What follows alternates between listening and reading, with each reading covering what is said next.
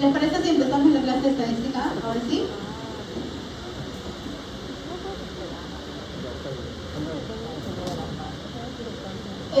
Como les decía, yo soy egresada de la facultad, enseño estadística hace muchos años. Este año tengo a mi cargo además otro curso y por aquí veo caras conocidas. Enseño software estadístico también. Así que he tenido menos clases de lo normal en este curso, pero suelo editar por lo menos la mitad de las sesiones. Ahora, si continúo o no, va a depender del tiempo que tenga Jorge para los viernes editar con ustedes. La asistencia la vamos a tomar al final de esta sesión y vamos a poner un QR para que ustedes puedan tomar la asistencia al final. Ok, hoy día vamos a ver inferencia estadística. Me parece que esta clase ya la tienen ustedes en el aula virtual. Si no, se las van a poner. Pero tengan en cuenta que la sesión que está en el aula virtual es el PowerPoint de Jorge Medina, que es el jefe de curso. De ahí van a salir las preguntas del examen. Pero yo puedo haber modificado esta sesión un poquito para poder hacerla a mi manera y para poder darme a entender y tener un poquito más de diálogo con ustedes, ¿sí? Entonces, no se extrañen si lo que yo pongo es un poquito distinto a lo que está en el aula virtual. Pero lo del aula virtual es lo que cuenta para el examen. Siempre teniendo en cuenta que si yo digo 2 más 2 es 4, ahí hay una base detrás de ella que ustedes la pueden encontrar en la literatura, en los videos, en donde se pone, y siendo un tema matemático no van a venir los mismos ejemplos, ¿no es cierto? Entonces tengan en cuenta que eso no implica que solo se toma el PowerPoint. El PowerPoint es una revisión simplemente para que ustedes tomen en cuenta los temas, pero el PowerPoint no es para hacer el examen. Ustedes tienen que revisar otra literatura, hacer ejemplos de otras cosas para poder entender bien y dar un buen examen, ¿sí? Entonces no vale decir, eso no estaba en el PowerPoint. ¿Okay? Y eso para todos los cursos. Ya, chicos. Entonces, en inferencia estadística vamos a ver 3 temas. Vamos a separar la clase en 3 temas. El primero, inferencia estadística. Luego, estimación de parámetros. Y luego, prueba de hipótesis. ¿Alguien sabe lo que es inferencia estadística? ¿Qué cosa significa inferir? A ver, chicos, ¿qué significa inferir algo? Suponer algo, ¿ok? ¿En base a qué? En investigación, por ejemplo. ¿En qué supongo yo? ¿En base a qué? A la muestra, ¿no es cierto? Ok, yo voy a suponer sobre la población, pero usando una muestra. Porque si yo quiero hablar sobre los hipotiroideos, ¿puedo estudiar a todos los hipotiroideos? No, ¿no es cierto? Voy a tener que usar una muestra. Entonces, voy a usar la muestra para suponer algo, es decir, para inferir que lo que yo veo en mi muestra sucede o no en la población. Entonces, para razones de esta clase, lo que sucede en la población, que es el parámetro, vamos a compararlo con lo que solo sabe Diosito. Dios sabe lo que sucede en la población. Yo como investigador no lo sé. Yo voy a encontrar cosas sobre la muestra. Entonces, voy a inferir que lo que yo encuentro en mi muestra también sucede en la población. Pero me puedo equivocar, ¿no es cierto? Porque yo no soy Dios, yo no sé todo lo que pasa. Entonces, voy a hacer inferencia estadística. ¿Ok? Esta inferencia estadística, entonces, tiene una definición y es más o menos lo que dijeron ya sus compañeros por acá. Es un proceso por el cual se elaboran conclusiones probabilísticas, pero en relación a la población, según la información que yo encuentro en una muestra. Las poblaciones se describen con parámetros, ¿se acuerdan? ¿Y las muestras con qué se describían? Con estadísticos, perfecto. Entonces, las poblaciones se describen con medidas numéricas descriptivas que se llaman parámetros. Y la inferencia acerca de esa población es posible con los estadísticos. Entonces, yo tengo una población objetivo, que es la que yo realmente quiero llegar a describir, pero no tengo lo que sucede en esa población. Entonces, yo hago un muestreo. Ustedes ya tuvieron la clase de muestreo, ¿verdad? ¿Sí? Sacan una muestra, que es un subconjunto, un grupo más pequeño de personas, lo estudian, encuentran los estadísticos, ya sea de proporción o de media, mediana, moda, desviación estándar, lo que sea que estén buscando, y hacen una inferencia para decir que lo que sucede en la muestra también sucede en la población. ¿Hasta ahí, chicos? ¿Alguna pregunta? Durante toda la sesión yo voy a parar, voy a preguntar si se entendió. Si no entendieron, por favor me dicen y repetimos. ¿Ya? Ok. Entonces, en la inferencia estadística hay dos áreas, dos cosas que vamos a ver. Primero, la estimación de parámetros y segundo, la prueba de hipótesis. La estimación de parámetros es resolver situaciones para poder conocer un dato o una medida descriptiva del parámetro, es decir, de la población, a partir de datos estadísticos, es decir, de la muestra. Y la prueba de hipótesis, en la segunda parte, me va a servir para decidir si yo rechazo o no rechazo una hipótesis estadística, según la información de la muestra.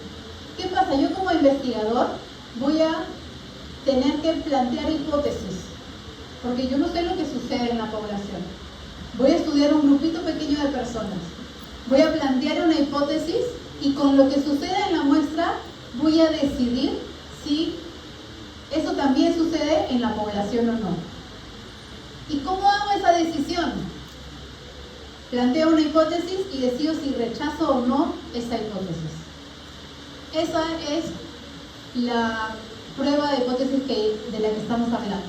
El investigador plantea hipótesis y según lo que sale en la muestra, decide si la rechaza o no la rechaza. ¿Para qué decide si la rechaza y no la rechaza? Para poder inferir que lo que sucedió en la muestra sucedía o no también en la población. Y esto que estamos haciendo, eso que estamos hablando, se llama contrastación de información entre las hipótesis estadísticas. Ok, ¿hasta ahí alguna pregunta, chicos? ¿Algo que no haya quedado claro? ¿No? Bien, seguimos entonces. Vamos a la estimación de parámetros. La estimación de parámetros es el proceso de utilizar datos de la muestra para estimar valores de la población. Es básico para tomar decisiones y lo van a usar ustedes siempre que lean un estudio o una publicación. Hay dos formas de hacer esta estimación de parámetros. Primero por punto y luego por intervalo. ¿A alguien se le ocurre qué significa eso de por punto y por intervalo? Por punto es 1, ¿no es cierto? Un valor y lo mismo pienso que sucede en la población, ese valor único. ¿Y qué significa intervalo?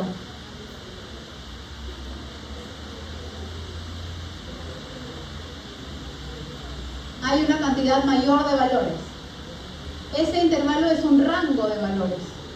Ese rango de valores es el intervalo del que estoy hablando.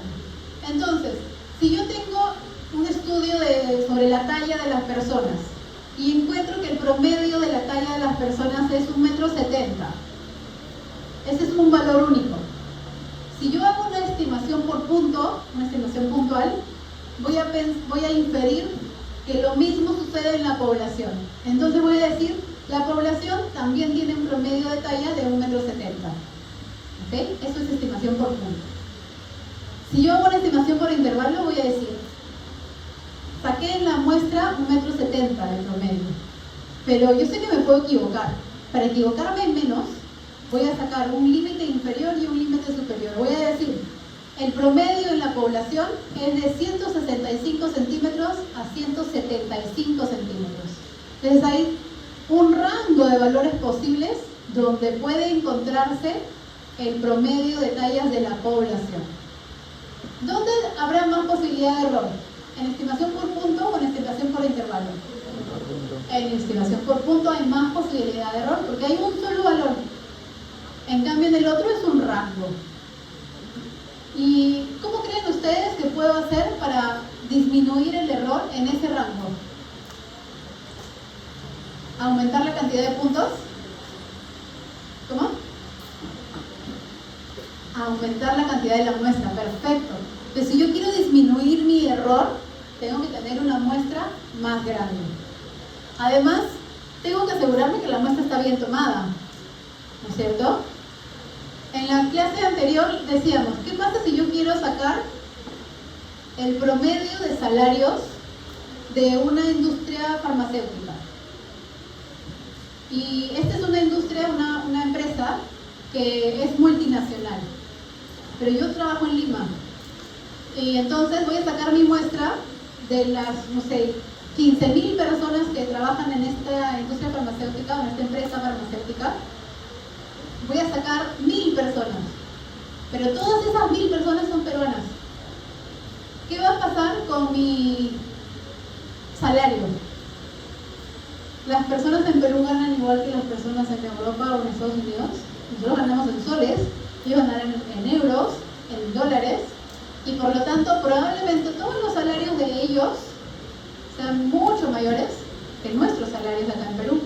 Entonces, de repente mi tamaño de muestra es correcto, de repente es aleatoria, pero es solamente aleatoria en Perú y no tomé en cuenta los otros países. Entonces, no es una muestra representativa. ¿Qué pasa si yo decido como investigador sacar una muestra de todos los países y también saco, no sé, 500 personas de las 15.000, tomando en cuenta todas las personas? Pero bueno, yo soy gerente de nivel 1, entonces voy a hablar con todos mis amigos, que probablemente sean gerentes de nivel 1 y analistas senior, que son más o menos con los que yo converso en la empresa. ¿El promedio será correcto? No. Entonces hice un muestreo aleatorio, pero solamente con la gente que me convenía porque era más fácil. Entonces tengan en cuenta eso porque eso influye mucho en el error de lo que yo tenga en mi muestra.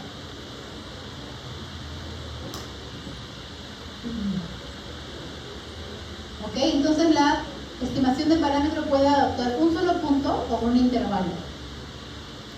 Para datos continuos, ¿cuáles serán los datos continuos? ¿Qué tipo de variable? ¿Cuanti o quali? Cuantitativa. ¿Y con decimales o números enteros? Números enteros. ¿Sí? Ah, decimales. Ok, muy bien. Entonces, datos continuos son variables cuantitativas y son con decimales. Si yo quiero tomar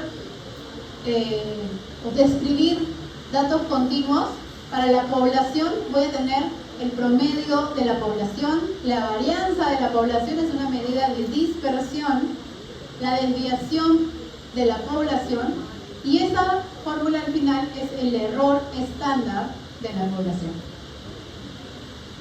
Y luego para la muestra tendré una media muestral, una varianza muestral, una desviación muestral y un error estándar. Esto es lo que nosotros vamos a utilizar, este error estándar. Para datos dicotómicos, ¿qué significa datos dicotómicos? ¿Qué tipo de variable? Cualitativa. ¿Okay?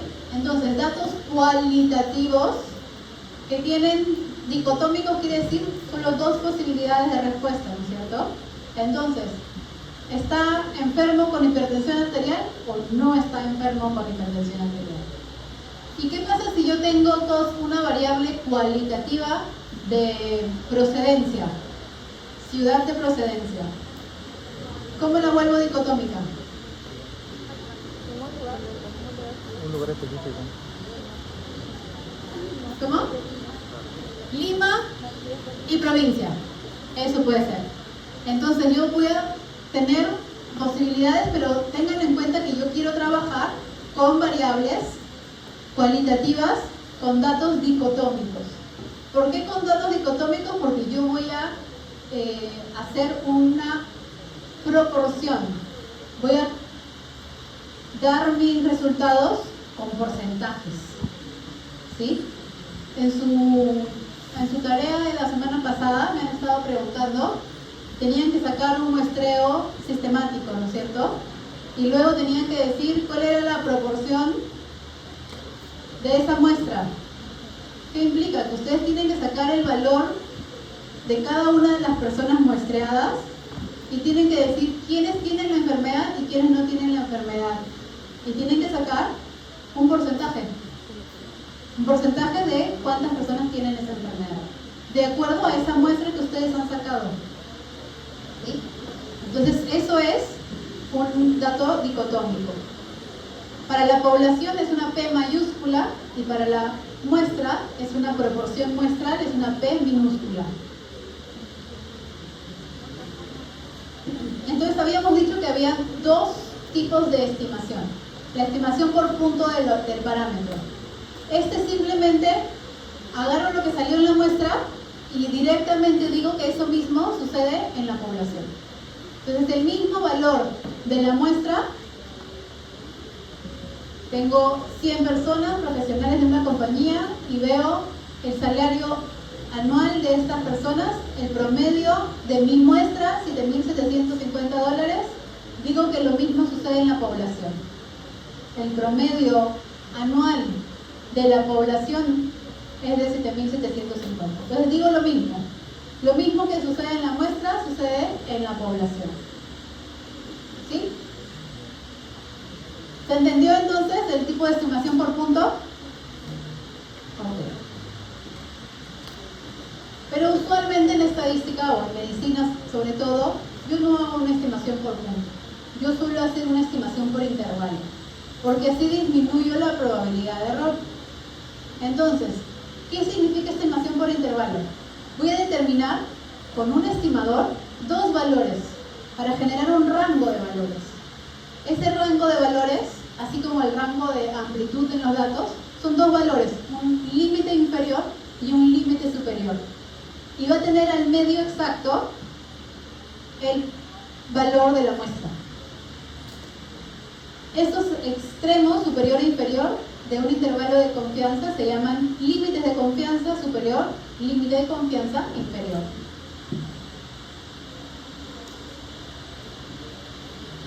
Entonces ya no tenemos un solo valor, sino que ahora tenemos un grupo de valores, un rango de valores.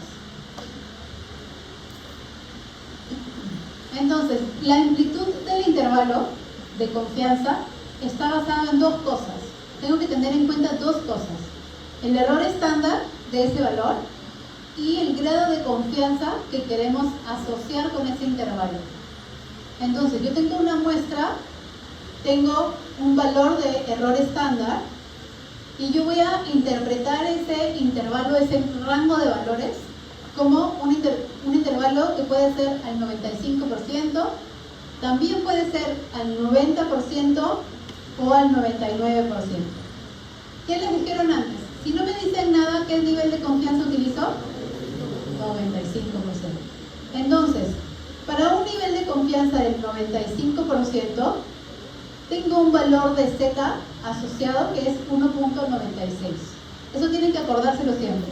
Para un nivel de confianza del 90%, un valor asociado de 1.64. Y para el 99%, 2.57. Me han hecho notar algunos de ustedes en la clase anterior que para el 99% en algunas tareas de seminario dice 2.58.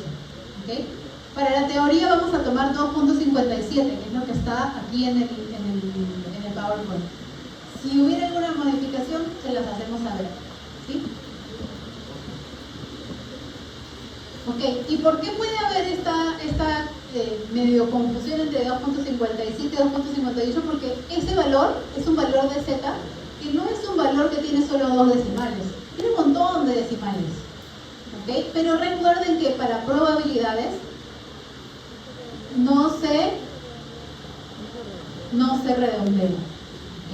Entonces, ¿de dónde salieron esos valores de Z y esos valores del nivel de confianza?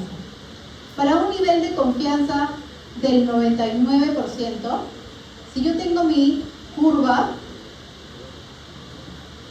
y mis valores de Z aquí abajo, donde hay el 99% del área está delimitado por un valor de Z, que es 2.57. Acá dice 58, ¿ya? Pero es 57 lo que nosotros vamos a usar. Para un valor del 95%, el área pintada aquí abajo, toda esta área que estoy pintando aquí, es 0.95. Nivel de confianza 95%. Esta perpendicular que está aquí cae en el valor 1.96. O sea, Z es igual a 1.96. Y vamos a hacer otro ejercicio un poquito distinto aquí. Tengo 90%. El área pintada en azul es el 90%. ¿Cuánto queda por fuera del azul? 10%. ¿Dónde está ese 10%? ¿A la derecha nada más? A los dos lados.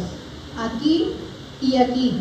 Entonces, aquí en rojo y aquí en rojo hay 10%. Por lo tanto, cada triangulito, ¿cuánto tiene? 5%. Aquí hay 5 y aquí hay 5. Y eso es importante porque cuando nosotros hagamos el intervalo de confianza, tenemos que acordarnos que está dividido en dos lugares. En el chiquito y en el grande. O sea, a la izquierda y a la derecha. Ok. ¿Se entendió entonces de dónde sale ese valor de Z?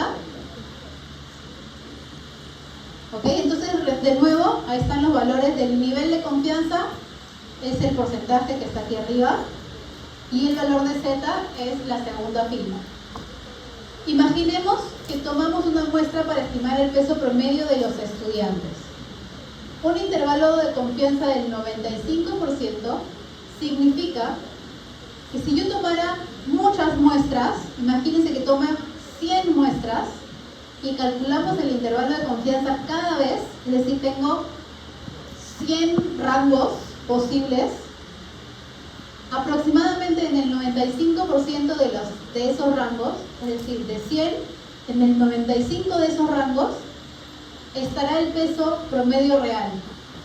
Entonces, en el 95 de las 100 muestras voy a encontrar el parámetro real de la población.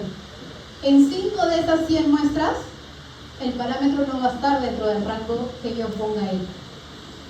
¿Ok? Entonces, acuérdense siempre que esta es la definición de intervalos de confianza. Pregunta de examen. ¿Qué pasa si yo les digo, con un nivel de confianza del 95%, la talla promedio de los alumnos de medicina está entre 1,65 m y 1,75 m? Por lo tanto, eso quiere decir que tengo 95% de probabilidades de estar en lo correcto con ese rango de tallas. ¿Está bien o está mal? ¿Verdadero o falso? ¿Quiénes dicen verdadero? A ver, levanten la mano. ¿Quiénes dicen verdadero? ¿Quiénes dicen falso? Muy bien, ¿y el resto? Es falso, chicos. No, el rango no me dice que yo estoy en lo correcto en el 95%, que tengo 95% de probabilidades de estar en lo correcto. El intervalo de confianza dice que si yo saco 100 muestras, en 95 de ellas, dentro de ese rango voy a encontrar el parámetro. En 5 me voy a equivocar. Entonces, recuerden siempre que la definición del intervalo de confianza implica que yo tengo un montón de muestras, que yo saco muchas muestras. ¿Ok?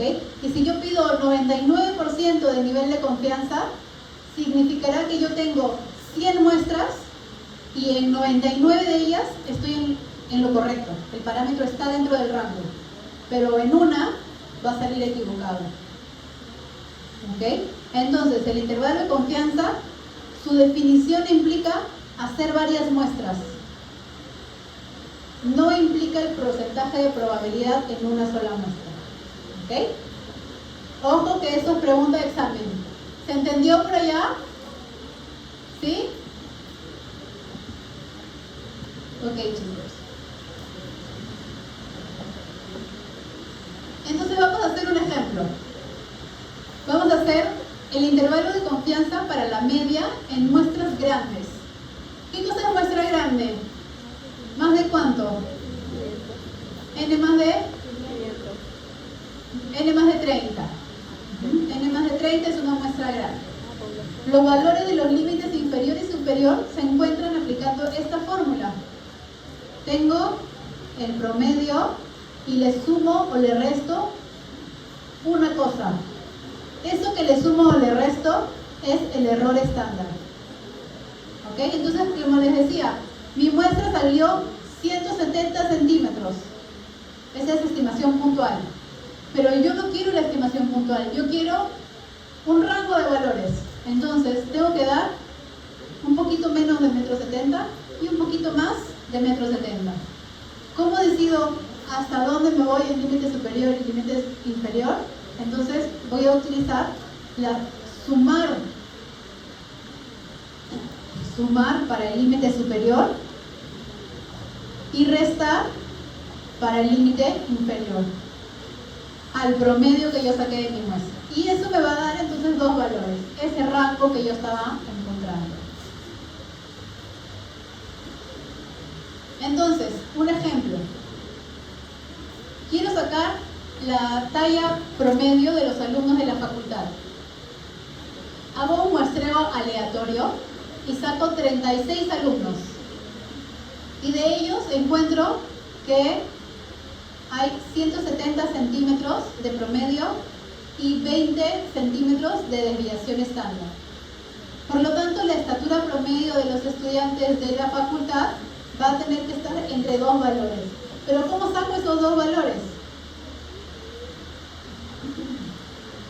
Si no me dicen nivel de confianza, utilizo un 95%.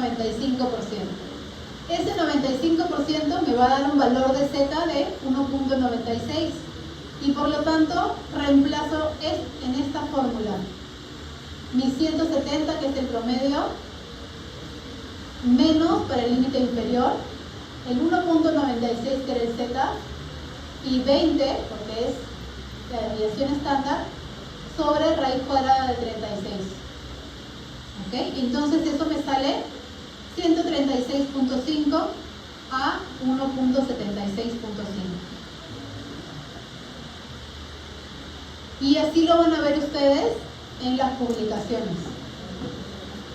Con un intervalo de confianza del 95%, la talla se encontrará entre 163.5 y 176.5.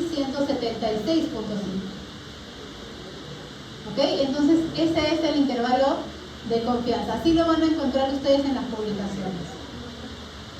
¿Hasta ahí alguna pregunta, chicos? ¿Algo que necesiten repetición? Muy bien. Seguimos entonces. Caso 2. Intervalo de confianza de una muestra en caso de variable cuantitativa, pero para muestras pequeñas. Menos de 30 sujetos. El parámetro sigue siendo mu, pero el intervalo de confianza tiene esta fórmula. ¿Cuál es la diferencia entre esta fórmula y esta fórmula?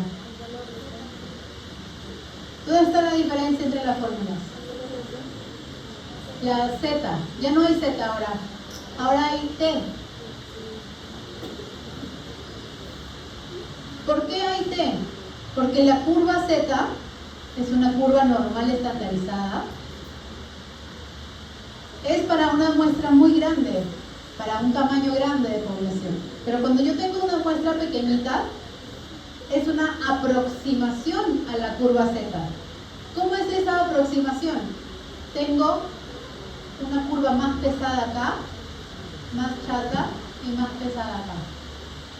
Cuanto mayor, más me voy acercando a 30, más se va pareciendo la curva T a la curva Z. Entonces yo voy a tener dos curvas, la curva T para muestras pequeñas y la curva Z para muestras grandes. Y la curva T la tienen que leer con grados de libertad. Entonces, para muestras pequeñas, yo tengo que tener en cuenta el promedio, el valor de T en lugar del valor de Z, la desviación estándar, el tamaño de la muestra y los grados de libertad. Esos grados de libertad es n-1. Entonces, si yo tengo en mi muestra 15 personas, mi grado de libertad será 14. ¿Ok? Con una muestra. Si yo voy a tener dos muestras, mi grado de libertad será n-2. Entonces yo le voy a restar la cantidad de muestras que estoy utilizando. En este caso, para esta clase, vamos a tener siempre una sola muestra.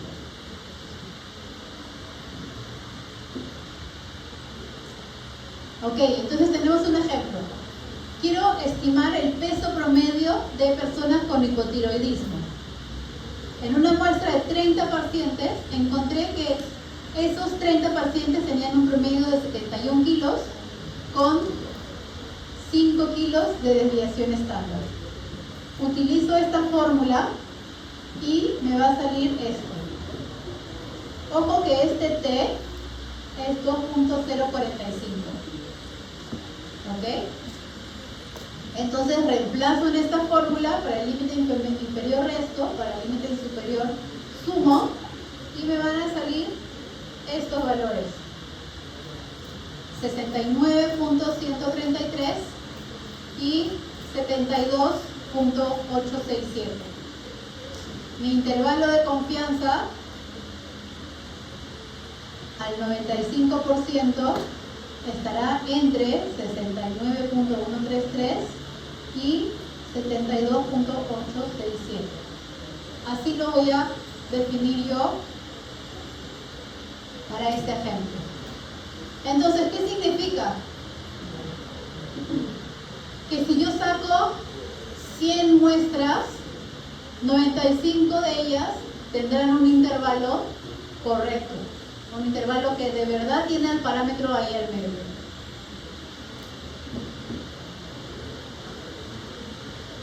¿Se entendió, chicos? ¿Sí? ¿Alguna pregunta? Ok. ¿De dónde sale T? Ustedes ya tienen la tabla T. Y para leer la tabla T, tienen la primera columna, que es grados de libertad. Me voy a poner por aquí para no taparlos. Para la primera columna tienen grados de libertad. Y luego las siguientes columnas tienen el alfa, que depende del nivel de confianza.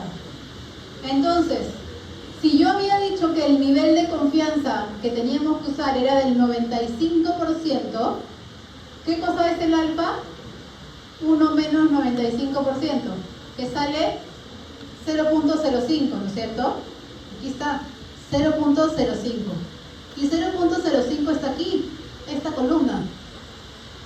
Pero cuando yo les enseñé la curva, dijimos que ese 5% estaba dividido en dos partes. 2.5 aquí y 2.5 aquí. Entonces, el paralelo aquí está dando un área a la derecha y un área a la izquierda. Por lo tanto, yo no voy a utilizar este de acá. Yo tengo que hacer 0.05 entre 2 y voy a tener que acordarme que para el intervalo de confianza tengo que usar 0.05 dividido entre 2, porque voy a encontrar dos valores. Entonces, utilizo esta columna, 0.025.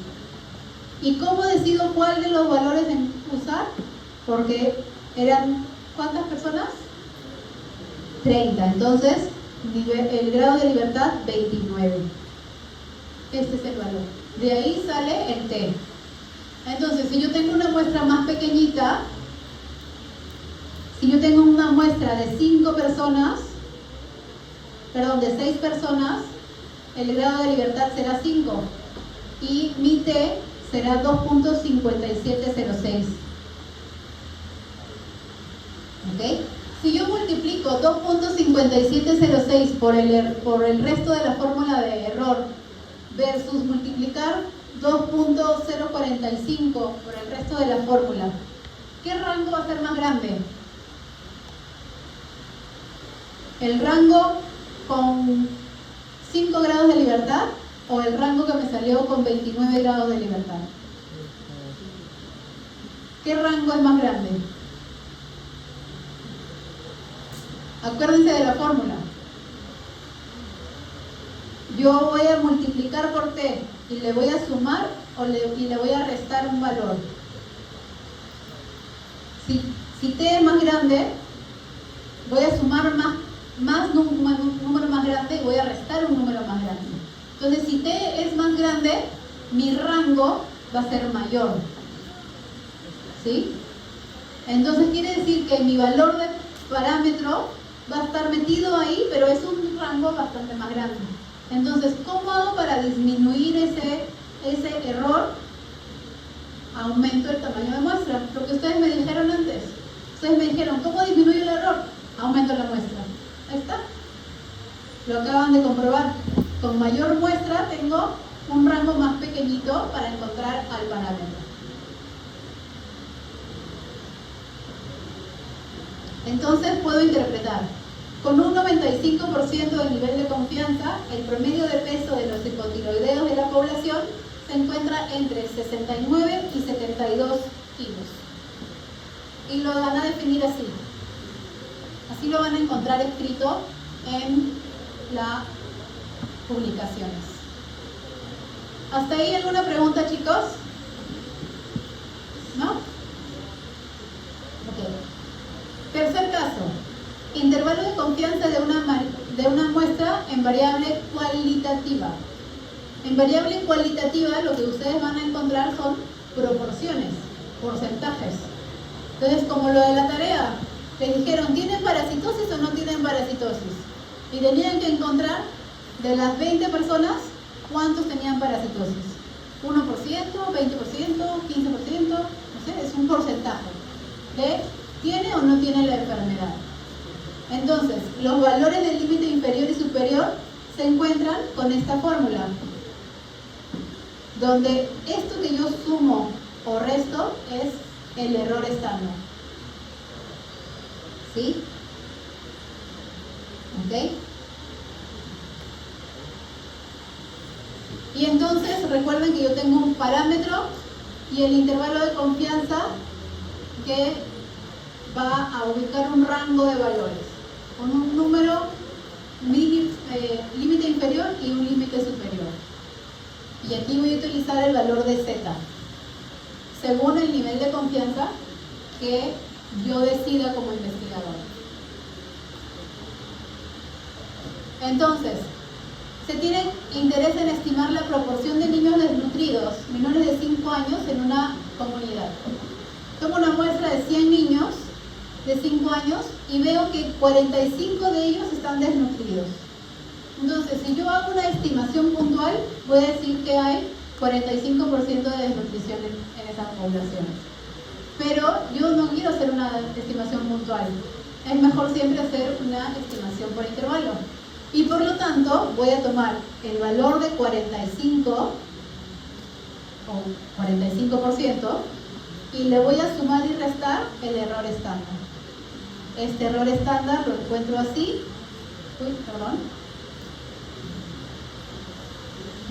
Y entonces encuentro que con un intervalo de confianza del 95%, la proporción de desnutridos en esa población se encuentra entre 35.2% y 54.8%. ¿Ok? Entonces ya encontré un intervalo de confianza para esta proporción de desnutrición en una comunidad. ¿Hasta aquí alguna pregunta? ¿Ok? ¿Sí saben lo que es aquí? Es la proporción de desnutrición, ¿no es cierto? O le llamamos también, ¿cómo le llamamos a eso? La proporción de la enfermedad presente en una población. Prevalencia. Prevalencia. Ok. Hay una cosa más que van a ver siempre y van a usar mucho en medicina, que es el OR. ¿Qué cosa era el OR? Odds ratio, ¿no es cierto? Ok. El odds ratio, cuando ustedes lo calculan, van a calcular también un solo número, pero el odds ratio también tiene intervalo de confianza. Es mejor presentarlo y lo van a leer ustedes siempre como intervalo de confianza. Pero ojo chicos que este intervalo de confianza del OR, yo no les voy a pedir que lo calculen. Es una fórmula que no les voy a pedir que se aprendan ni que la utilicen, pero sí que lo puedan interpretar. Entonces, ¿qué quiere decir? Yo voy a tener mi tabla de 2 por 2. Esta tabla, por ejemplo, enfermedad positiva tiene cáncer gástrico. Enfermedad negativa no tiene cáncer gástrico. Factor de riesgo, Helicobacter pylori sí tiene Helicobacter pylori, no tiene Helicobacter pylori. Y genero una tabla de 2 por 2. Esa tabla de 2 por 2, recuerden que tiene 4 celdas, A, B, C y D. Y para sacar el OR era esto por esto sobre esto por esto, ¿no es cierto? Y cruzado. Y me va a salir un valor de 8, pero esa es una estimación puntual. Y yo voy a sacar una estimación por intervalo, que en este caso es con un nivel de confianza del 95%.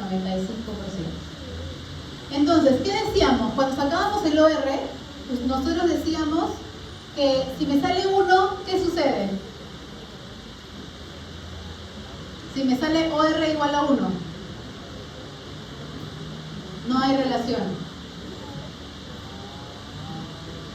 Si me sale un valor mayor a 1, es un factor de riesgo.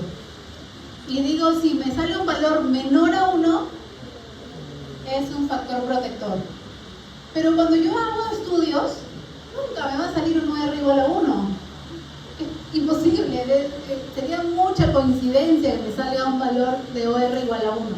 Entonces yo saco mi intervalo de confianza. Entonces, si el límite inferior, ojo, el límite inferior es mayor a 1, entonces es un factor de riesgo.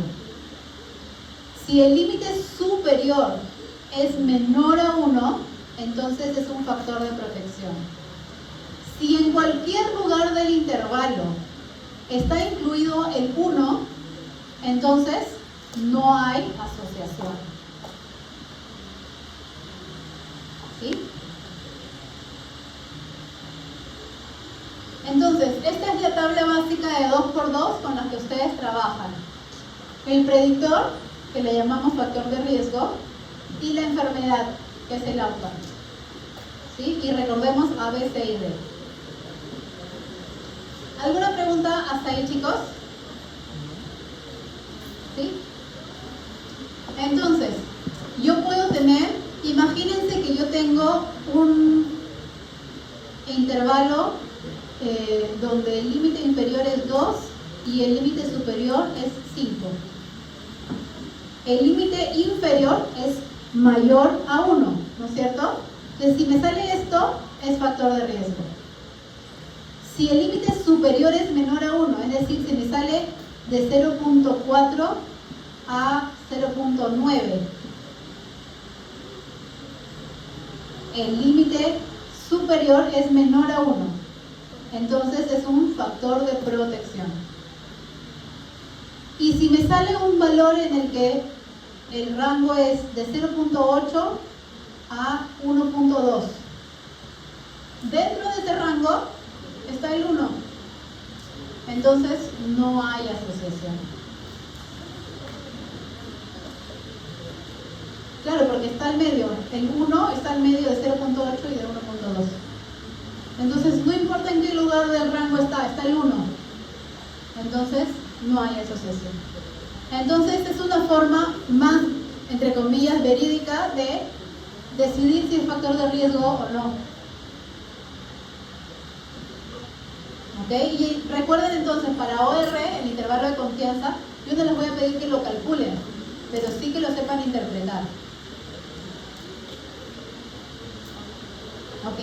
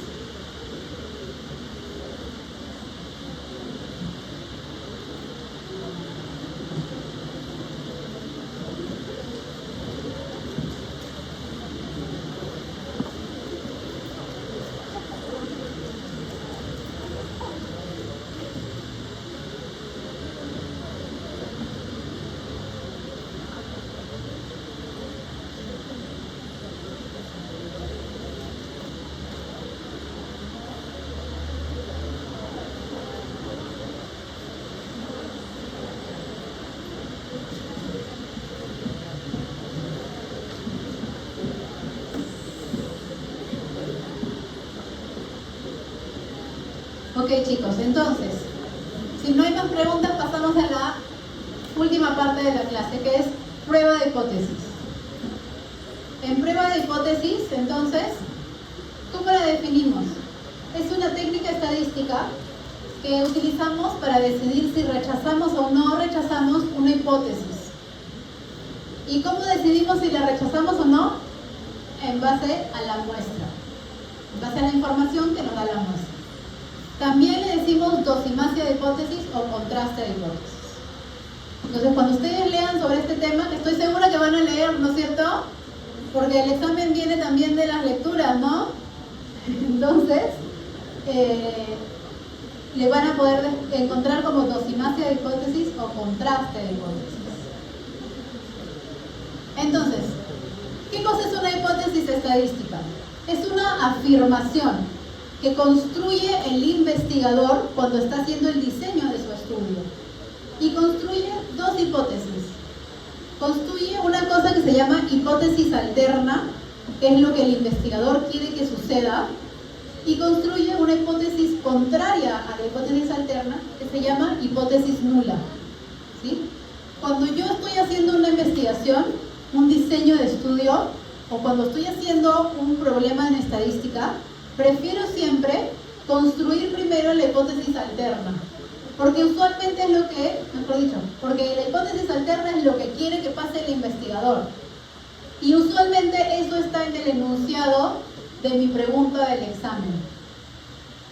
Lo que diga la pregunta del examen dice, el investigador quiere saber si el medicamento X es mejor que el medicamento B. ¿Qué quiere el investigador? Que el medicamento X sea mejor que el medicamento B.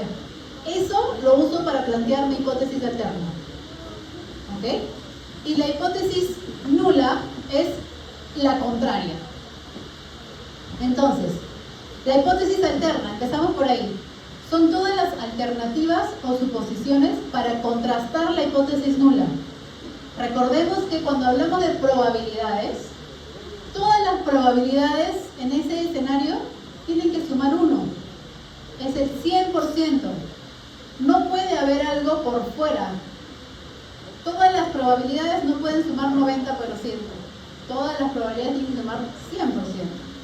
Entonces, la hipótesis alterna son todas las suposiciones para contrastar la hipótesis nula. Es decir, son aquellas que plantean una diferencia entre los parámetros y proponen que la diferencia que yo encontré en mi muestra es consecuencia efectiva entre las poblaciones de origen. Esta hipótesis alterna puede ser unilateral o bilateral. Ahorita vamos a ver qué significa eso. ¿Y qué cosa es la hipótesis nula? La hipótesis nula es la hipótesis de la no diferencia. Entonces, cuando yo planteo mi hipótesis nula, siempre voy a decir que A es igual que B. ¿Sí? Y lo contrario a eso, ¿qué será? A es igual que diferente de B.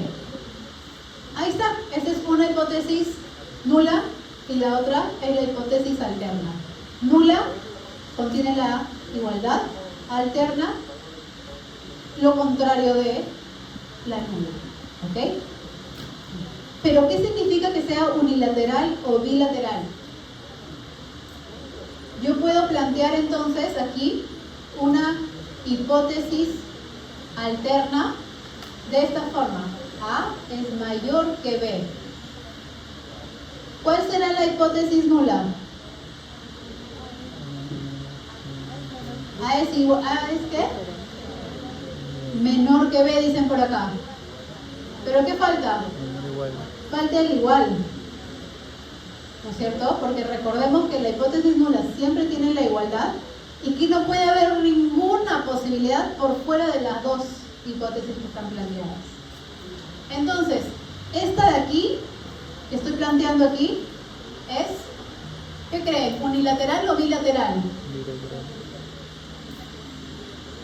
Unilateral. A ver, chicos, los dejo leyendo esto un segundo. Me está llamando la chica de bienestar. No puede ser que haya pasado algo aquí en la facultad.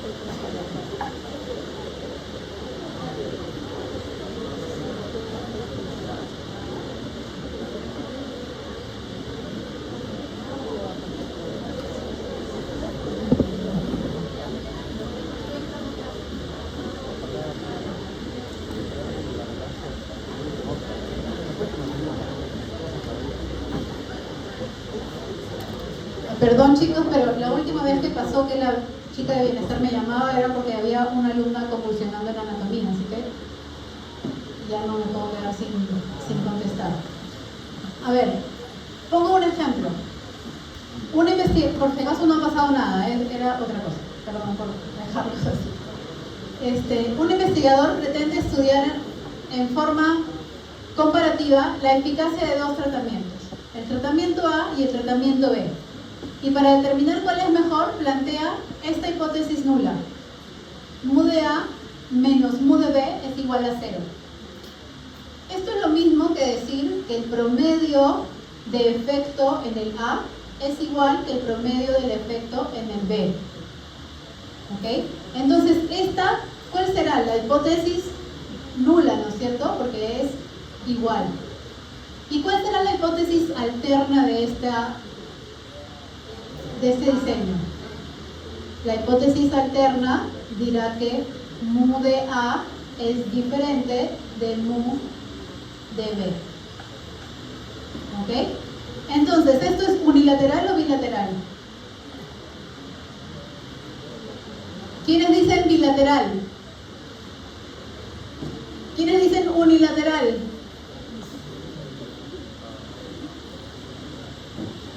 La mitad del salón se quedó sin decir nada. Respondieron nada en el examen. Ok, chicos, esto es bilateral. ¿Por qué es bilateral? Porque ¿qué pasa si A es mayor que B? ¿Se cumple esto de diferente? Si A es mayor que B, ¿se cumple? Si A es mayor que B, ¿A es diferente que B? Sí. ¿Y si A es menor que B, es diferente? También. Entonces, hay dos posibilidades aquí. Que sea menor o que sea mayor. Y a mí no me importa. Yo he planteado que sea diferente nada más. Entonces es bilateral. Porque tengo que tener en cuenta lo que pasa a la izquierda en la curva y también lo que pasa a la derecha. Porque puede ser menor o puede ser mayor. No importa. Yo solo quiero que sea diferente. ¿Ok? En cambio, ¿qué pasa si el investigador plantea esta hipótesis nula? Donde el promedio de A es mayor que el promedio de B. O sea, A es mayor que B. es unilateral, porque yo solamente quiero que pase que A sea mayor que B. Y por lo tanto, ¿cuál será la hipótesis nula para este ejercicio? Mu de A menor igual que mu de B. Entonces, ahí estoy viendo que es unilateral. ¿Ok? Solamente estoy viendo lo que pasa en menor que versus mayor o igual. ¿Sí? Entonces recuerden, cuando es igual o diferente es bilateral. Cuando es mayor o igual, o menor o igual, entonces es unilateral. Ok. Ahora, ¿qué pasa con esto? Cuando yo planteo un estudio, un diseño de estudio, y planteo mis hipótesis, yo voy a plantear la hipótesis alterna, que es lo que yo como investigador quiero que pase, y la hipótesis nula, que es lo contrario de lo que yo quiero que pase. Entonces, con la estadística, yo voy a rechazar la hipótesis nula, y si rechazo la hipótesis nula, me quedo con lo que quiere el investigador, ¿no es cierto? Pero yo puedo tener 4 opciones que sucedan en ese estudio. Esta es la hipótesis nula. Esto es lo que ve Diosito. Esto es lo que ve Diosito. La realidad, lo real, que yo no lo conozco. Lo sabe Dios nada más. Pero aquí está lo que yo encontré con mi muestra. Y por lo tanto, con mi muestra yo decidí rechazar la hipótesis nula. Y hay una posibilidad. ¿Lo hice bien o me equivoqué? Si lo hice bien, significa que Diosito mirando sabe que la hipótesis nula que yo ya rechacé era falsa. Entonces, correcto. Rechacé la hipótesis nula y la hipótesis nula era falsa. ¿Qué significa? Que yo he planteado que A es igual que B, he rechazado eso porque mi muestra y lo estadístico que estoy haciendo dice que puedo rechazar la hipótesis nula. Entonces, y Diosito ve que de verdad era falsa, estoy en lo correcto. Entonces, tomé una decisión correcta. Pero también puede pasar que si yo rechazo la hipótesis nula, Diosito está viendo de arriba y la hipótesis nula era verdadera. Entonces, ¿qué pasó? Me equivoqué. Y ese tipo de error, cuando yo rechazo la hipótesis nula, pero era verdadera, y solo Diosito sabe que es verdadera, error tipo 1. Ese error tipo 1 lo tomo como alfa. Así se llama el error tipo 1, alfa. Si al contrario, yo hice mi muestra, hice mi estadística y encontré que la decisión es no rechazar la hipótesis nula. Si no rechazo la hipótesis nula y la hipótesis nula de verdad era verdadera, estoy en lo correcto. Pero si yo no rechazo la hipótesis nula y sí tenía que rechazarla, entonces me equivoqué. Hay otra forma de error que se llama error tipo 2. Este error tipo 2 es beta. ¿Ok? Entonces, si yo rechazo la hipótesis nula, ¿puedo estar bien o puedo estar en un error? Ahí encontraría el error tipo 1. Si yo no rechazo la hipótesis nula, ¿puedo estar bien o puedo estar en un error? El error sería el error tipo 2. ¿Okay? Apréndanse esa tablita porque de ahí viene el examen también. De todas maneras va a haber examen ahí. Okay. Este 1 menos beta es la potencia de la prueba. Así se le llama.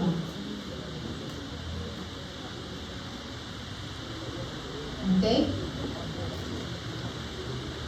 Entonces, ¿qué tengo que tener en cuenta? En la prueba de hipótesis se investiga la veracidad de 2 supuestos. Y por lo tanto, me lleva a tomar una decisión sobre si rechazo o no la hipótesis nula. Entonces, con la estadística, yo rechazo o no rechazo la hipótesis nula.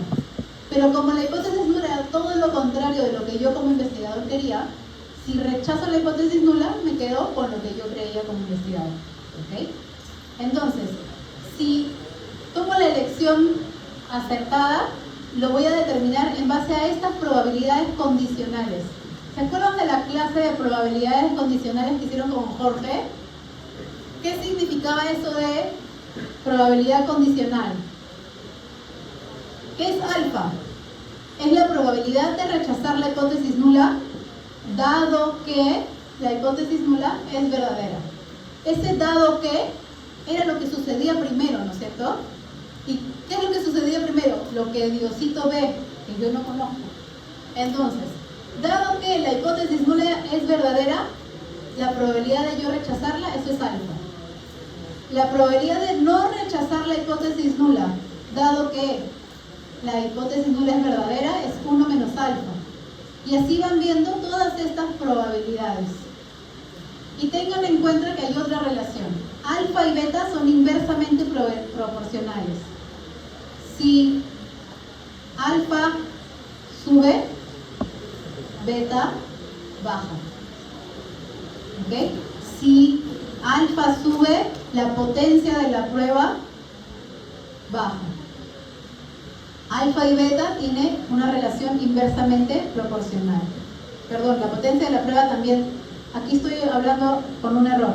Si alfa sube, la potencia de la prueba también sube porque es 1 menos, ¿ok? Miren, ahí tengo.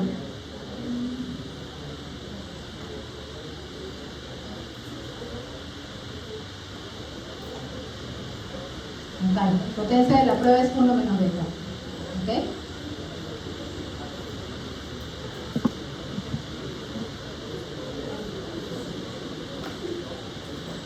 Ok, entonces tengan en cuenta estos aspectos para definir las probabilidades de los errores.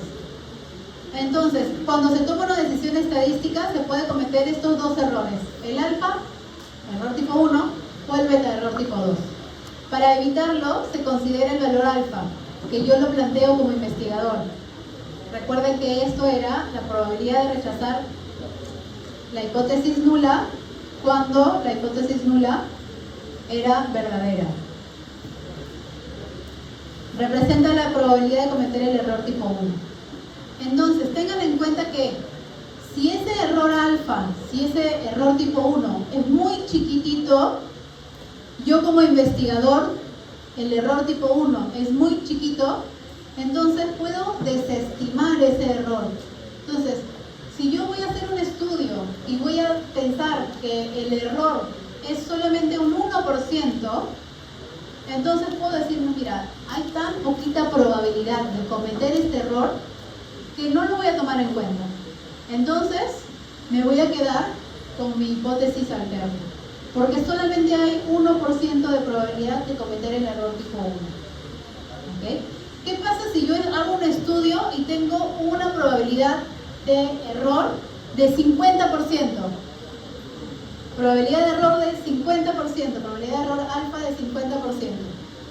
¿Rechazaré la hipótesis nula? No voy a rechazar la hipótesis nula porque tengo 50% de probabilidades de estar cometiendo el error tipo alfa o el error tipo 1. Pero si yo tengo 1% de probabilidad de estar cometiendo el error tipo 1, entonces lo desestimo y me quedo con lo que yo encontré. Rechazo la hipótesis nula. ¿Okay? Y recuerden que si rechazo la hipótesis nula, asumo que está sucediendo lo que yo quería como hipótesis alterna.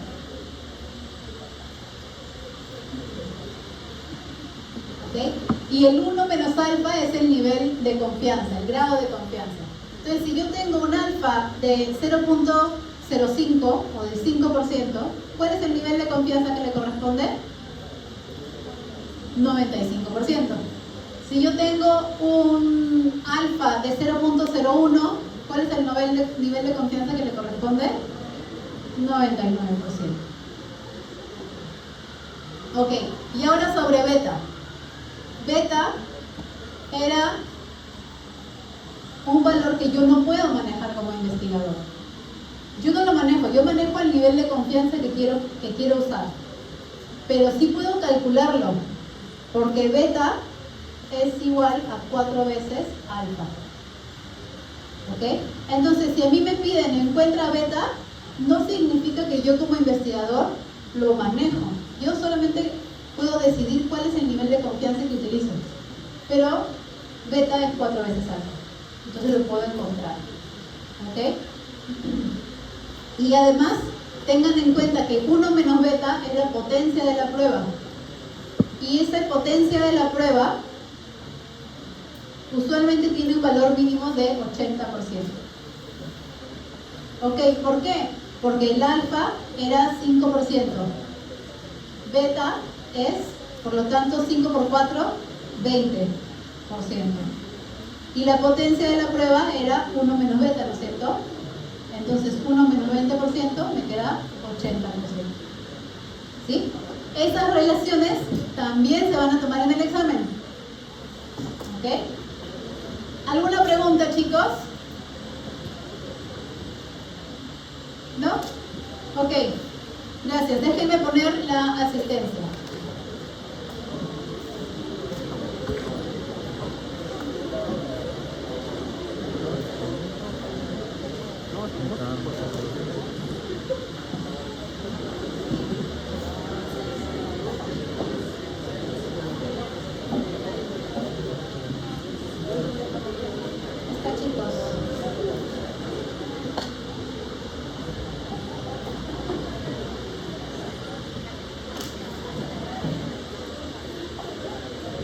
Pongan su asistencia ahorita porque si no la ponen hasta las 6:05 de ahí, ya no la voy a contar.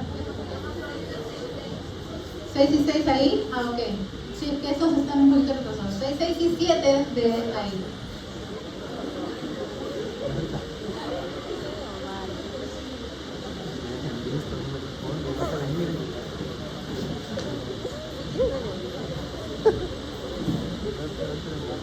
Ok, chicos, si ya pusieron su asistencia, muchas gracias. Tengan cuidado de regresar a su casa.